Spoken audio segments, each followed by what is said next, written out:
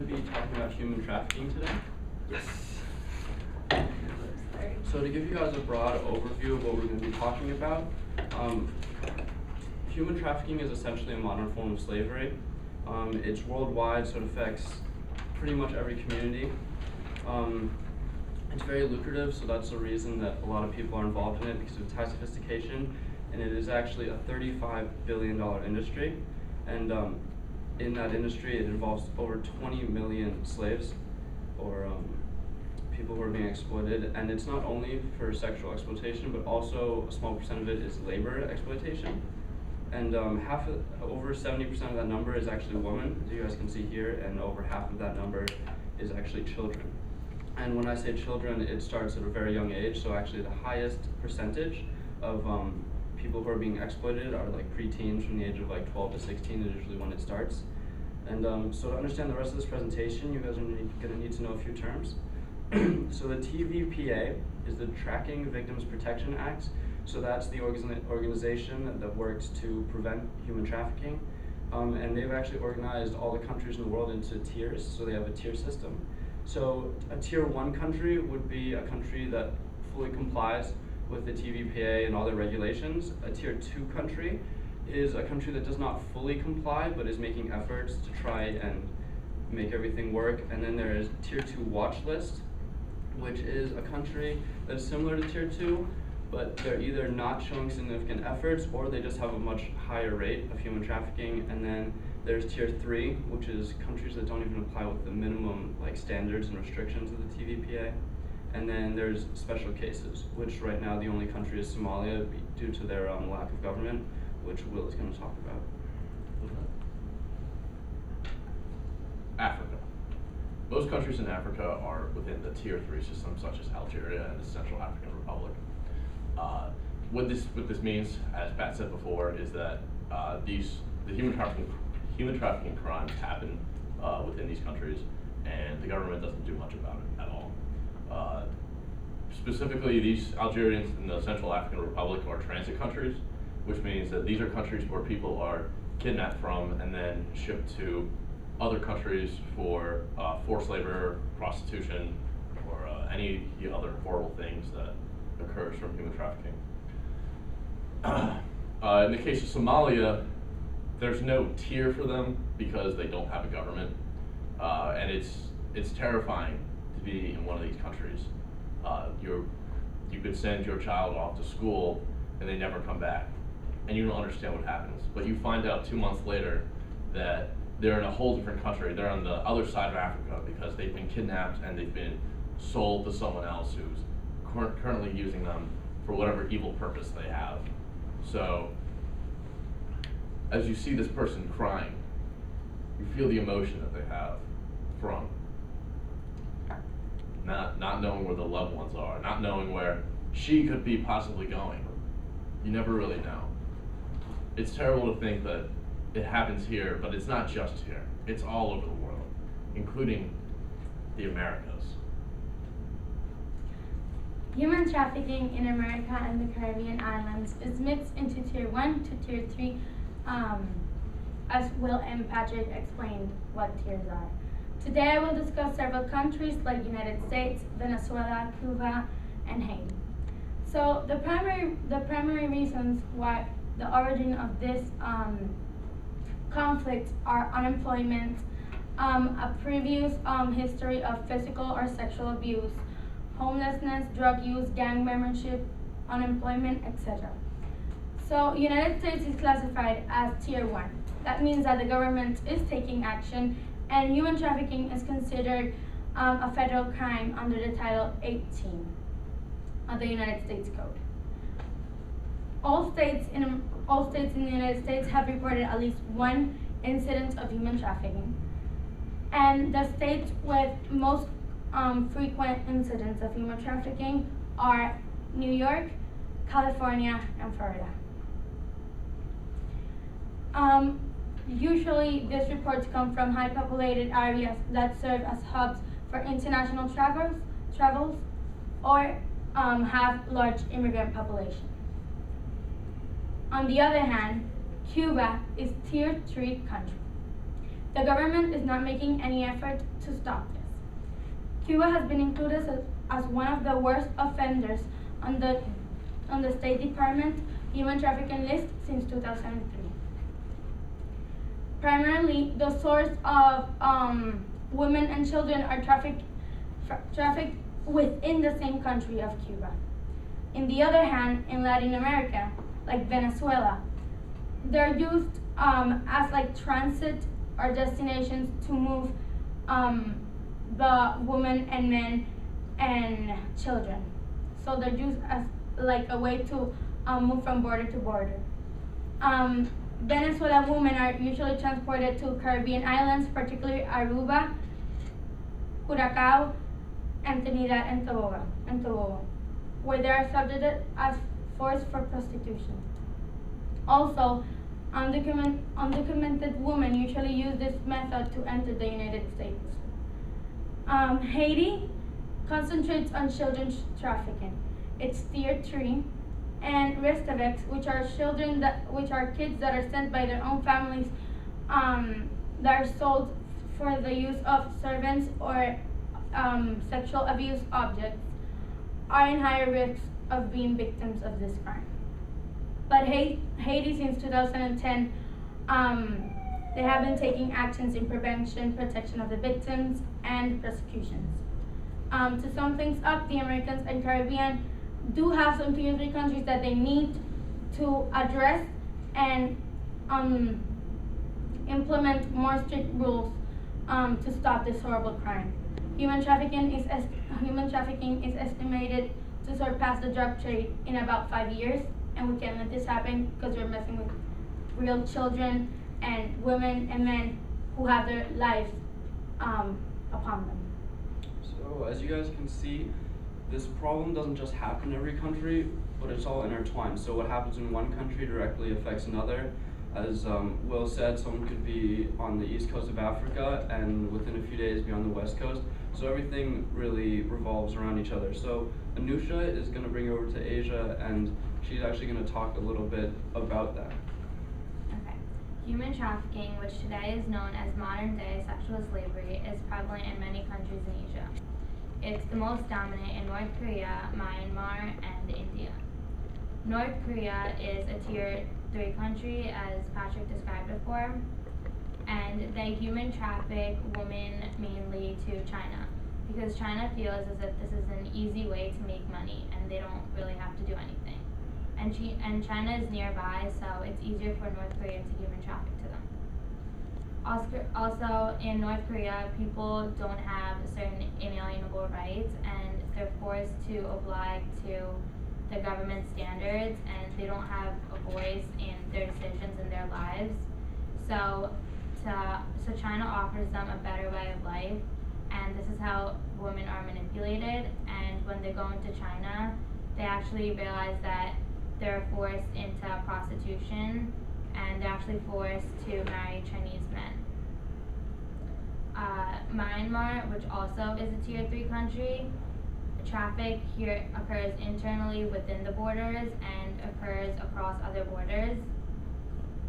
Myanmar, they traffic to Thailand, China, Malaysia, South Korea, and Macau, because these are the nearby locations, so it's easy to traffic to them. And their major mode of transportation is bus, because these, as I said before, these countries are nearby.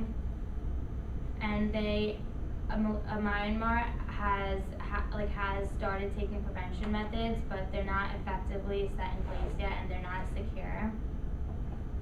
India, which also is another country that human trafficking occurs in, this is actually a tier 2 watch list country, so it's not as severe as it is in Myanmar and North Korea.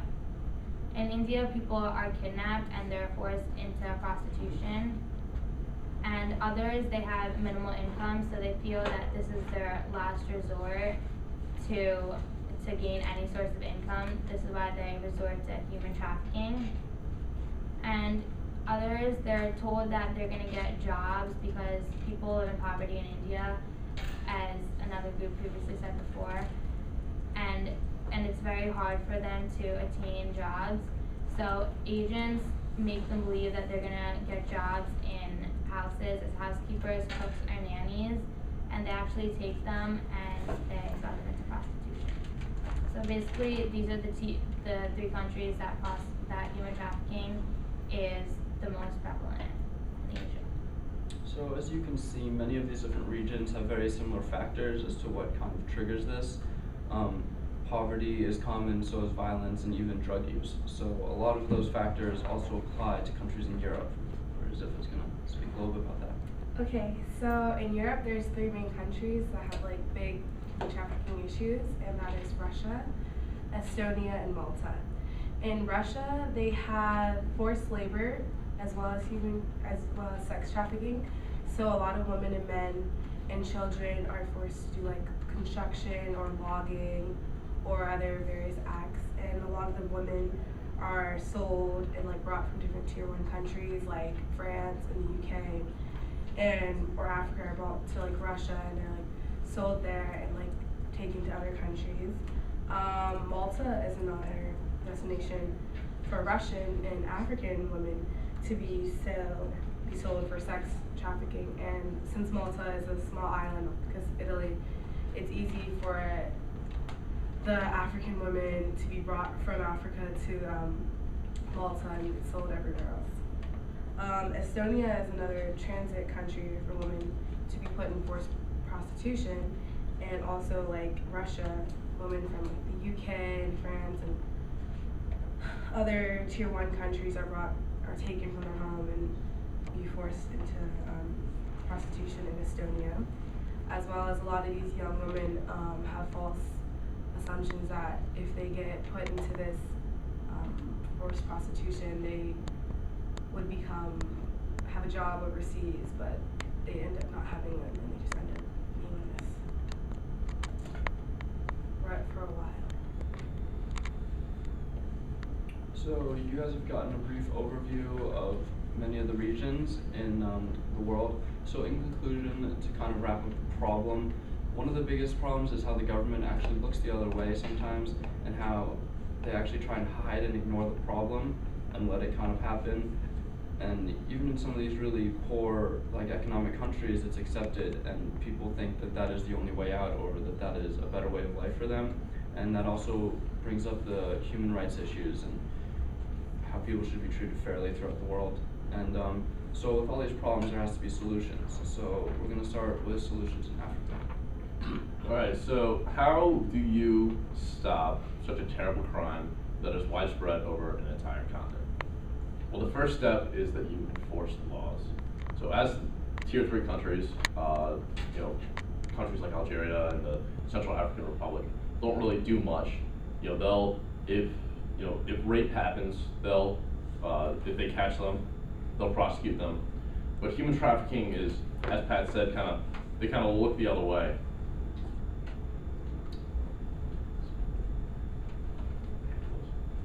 So, the first thing they need to do, as I said, is they need to start enforcing.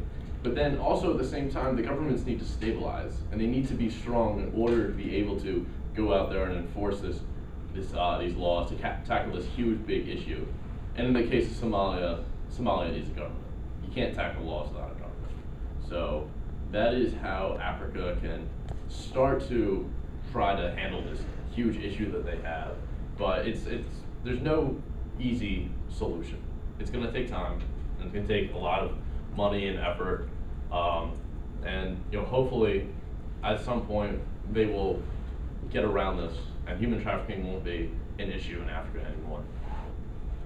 So as well explained, the government is really one of the key points in solving this problem. There are obviously other solutions, so Natalia is going to talk about some that would work in the Americas. So, in the Americas, also we suggest that this great solution is enforcing the laws, as Will mentioned. Also, the protection of the victims, meaning medically offer extended low cost or free service to the human trafficking victims, as well as a way to defeat forced steps are severely punishing its national and multinational traffickers, arrest its customers, offer a way out for its prisoners, and educate the families that there is another economic alternative instead of selling their children. In the Caribbean islands, heavily militarize the borders to prevent illegal immigration and diminish the human trafficking activity across the border, and also political or economic compensations for victims and or people that with valuable information that can help the investigation and the prosecution of this crime. So military action is another step that could be taken if necessary. There are other solutions as well, so Anusah is going to talk about solutions in Asia. What is being done right now in Myanmar especially is that buses are the major mode of transportation, and Myanmar is such a small country that the nearby countries are right near it, so you can easily human traffic by bus. So buses are being watched now so that human trafficking will be minimized. Also in North Korea, there's an underground railroad, and that leads to China, Laos, Thailand, Cambodia, and Vietnam. So when people go to these countries, they will immediately contact South Korea, and South Korea will seek refuge for the people there.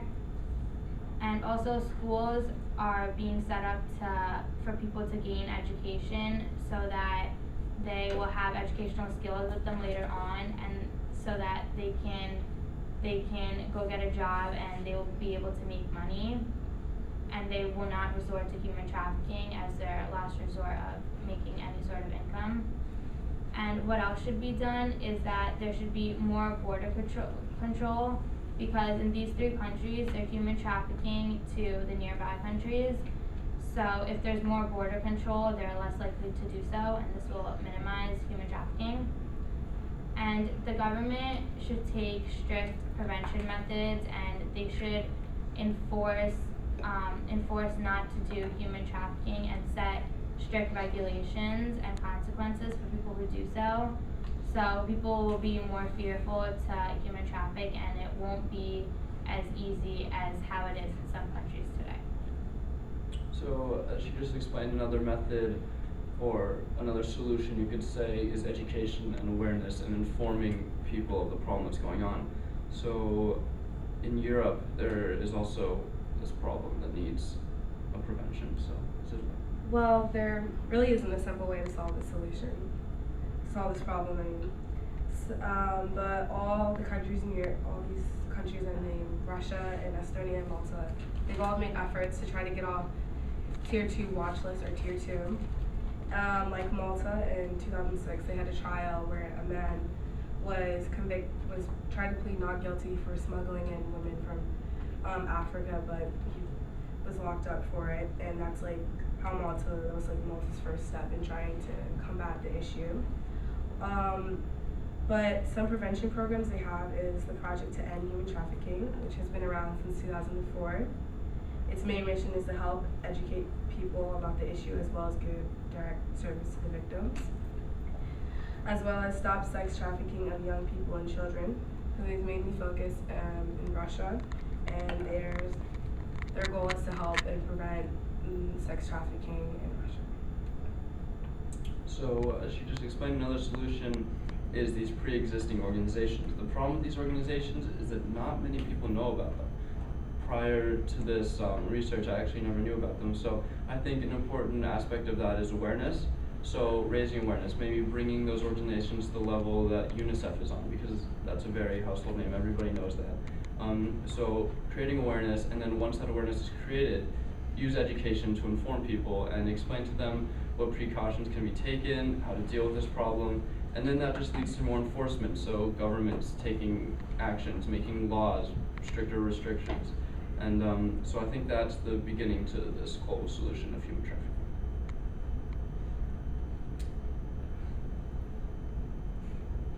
Have a nice day.